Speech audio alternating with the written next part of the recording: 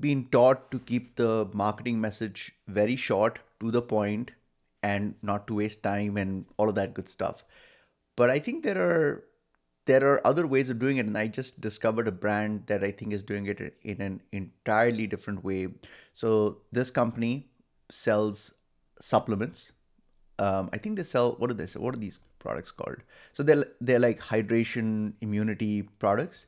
And what they've done that I think is like so remarkable is that, of course, there's a shop option, but what's really interesting over here is that they're really selling on a philosophy. This is the part that I love the most. This is a 13-minute video about, and the story is about, it's a 13-minute video. Just think about it, 13-minute video on the homepage, and it's a story about a skateboarder.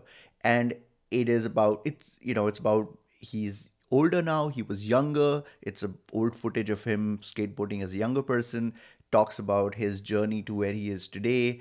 And I saw, I think, 10 minutes of the video. I don't think there's any one mention of the product or the fact that he even uses the product, which I think is such a clever. It's clever on a bunch of levels. Number one is that it really, consumers are so used to being hard sold and having some everything kind of somehow resolved to, hey, buy my product, right? These guys, by doing this, they've completely bypassed that. But there's something else that's really genius that's happened, is that the thing is that when you go to an athlete or any kind of, any kind of sports person, and you ask them to endorse your product, their endorsement sucks.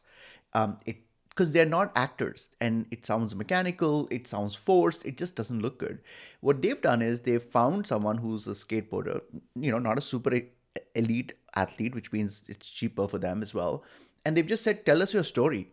And the reader, because our brains are these, sentence completion machines, the brain is kind of co connecting or connecting the brand with the skateboarder story. So if I can relate to their story, or if even aspirationally I can relate to the story, and it wasn't like I'm a superstar story, it was actually a very humble story, then it makes me much more responsive to the brand. I think it's a genius strategy, so I thought I'd share it with you guys.